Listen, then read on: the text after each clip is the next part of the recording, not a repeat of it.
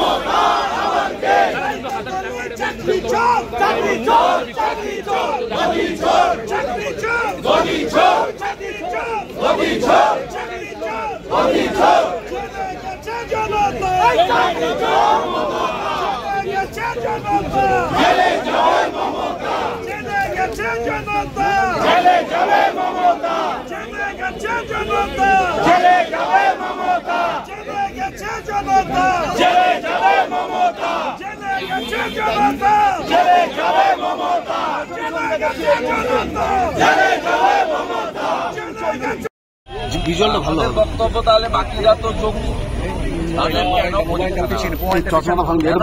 পরীক্ষায় বসতে হবে? কারণ 16 সালে পরীক্ষা আপনারা দিয়েছিলেন, স্বাভাবিকভাবে আপনাদের পক্ষে এখন সেইভাবে প্রিপারেশন নিয়ে পরীক্ষা দেওয়া সম্ভব। এবং আমরা রাজ্য সরকারের কাছে আবেদন করেছি, আপনাদের মাধ্যম সামনেও আবেদন করছি। আমি আছি leader of opposition, chief whip opposition আছে। আমাদের পরিষ্কার বক্তব্য যে সরকারের পক্ষ থেকে অযোগ্যদের বাদ দিয়ে যোগ্য তালিকা নিয়ে সুপ্রিম কোর্টের কাছে হাত জোড় করে যাক, গিয়ে বলুন যে বাকিরা যোগ্য, আপনি তাদেরকে চাকরিতে বহাল রাখার অনুমতি দিন। তাদের বাদ দিয়ে বাকিদের জন্য পরীক্ষা করুন না, যদি ভ্যাকেন্সি থাকে, কোনো আপত্তি নেই। আর সেকেন্ড থিং হচ্ছে, বিধানসভায় দুদিন চলবে 2 আর 4 একটা নির্দিষ্ট প্রস্তাব সরকারের পক্ষ থেকে আনা হয়েছে। আমাদের কলিং অ্যাটেনশন মেনশন রাখা হয়নি, যেখানে আপনাদের বিষয়টা আমরা তুলে ধরতে পারি অফিসিয়ালি। সেই কারণে আমরা আপনাদের কাছে কথা দিচ্ছি, অপোজিশন একটা চিঠি স্পিকারকে যে স্পিকার সরকারকে অনুরোধ করুক, যোগ্য শিক্ষক যারা আছেন অযোগ্য বাদ দিয়ে তাদের প্রত্যেকের চাকরি বহাল রাখার বিষয়ে। দেখুন, গণতন্ত্রে ল মেকার বা সাংবিধানিক বডি নির্বাচিত প্রতিনিধিরাই সবচেয়ে ফাইনাল। আমরা যদি যোগ্য শিক্ষক শিক্ষাকর্মীদের তালিকা ফেলে দিয়ে, আপাতত শিক্ষকদের বিষয়, শিক্ষক শিক্ষিকাদের তালিকায় 1806 বাদ দিয়ে যদি হাউসে ওরা ফেলেন, আমি কথা দিচ্ছি প্রিন্সিপাল অপোজিশন, মেন অপোজিশন হিসেবে আমরা সর্বদলীয় প্রস্তাবে সমর্থন করব এবং সেই প্রস্তাব নিয়ে সুপ্রিম কোর্টে রাজ্য সরকার যাক। যে পশ্চিমবঙ্গে একটা এক্সেপশন ঘটনা ঘটেছে, যোগ্য শিক্ষক শিক্ষিকাদের বাঁচানোর জন্য রাজনীতির রং ভুলে রাজনীতির ঊর্ধ্বে উঠে আজকে শাসক এবং বিরোধীরা যৌথভাবে 15,000 শিক্ষক শিক্ষিকার চাকরি বহালের পক্ষে সর্বসম্মত সিদ্ধান্ত বিধানসভা থেকে নিয়েছে। আমি পরিষ্কারভাবে বলছি, আমরা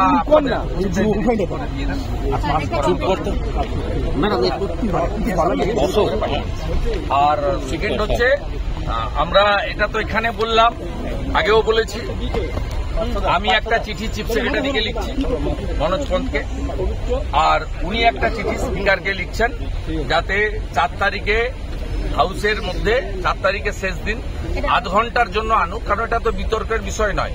আপনি সুপ্রিম কোর্টের নির্দেশে অযোগ্য আউট করে দিয়েছেন 1806, অনেকেই বলছে ত্রুটিযুক্ত, আমাদেরও ধারণা ত্রুটিযুক্ত, ঠিক আছে, সে বিতর্কে আমরা যাব না। বাকিরা তো যোগ্য, পরিষ্কার হয়ে গেছে, তাদের চাকরি বহাল। আমি আপনাদের কথা দিচ্ছি, উইদিন ইভিনিং আমি মনোজ পন্ত চিফ সেক্রেটারিকে একদম স্পেসিফিক, আর আমাদের অপোজিশন উনি নিজেও বাই প্রফেশন একজন teacher, doctor Shankar Ghosh, higher secondary স্কুলের টিচার, কৃতি শিক্ষক, তিনিও শিক্ষকদের ব্যথা যন্ত্রণাটা বোঝেন। তাকে আমি পরামর্শ দিচ্ছি তিনি স্পিকারকে একটা চিঠি দিন যে সর্বদলীয় প্রস্তাব আনার জন্য যোগ্য সেই প্রস্তাব নিয়ে যদি সুপ্রিম কোর্টে রাজ্য সরকার যায়, আমার ধারণা এটা একটা নজির থাকবে। আমি কি কথা এখানে দাঁড়াই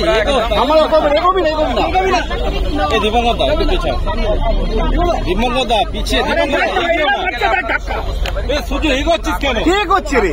বিকেলবেলা কি করছিস? এই ঠেলে যা দিবঙ্গদা পিছা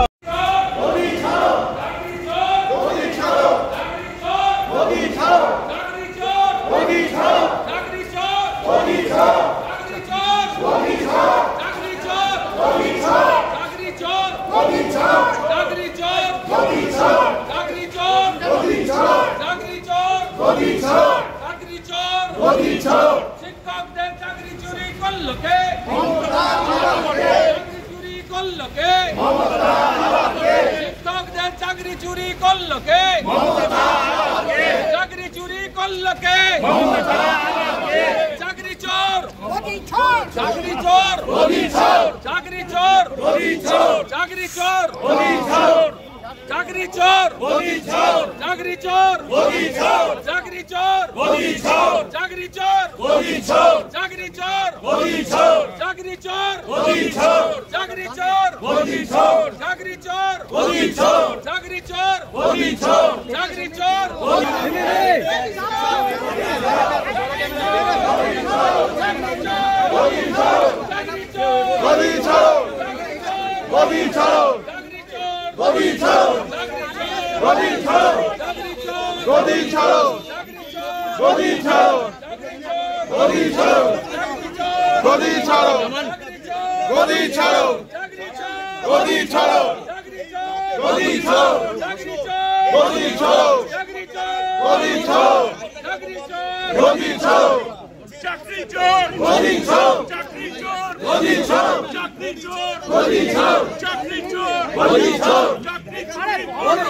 মমতা আবার কে? মমতা আবার কে? মমতা আবার কে?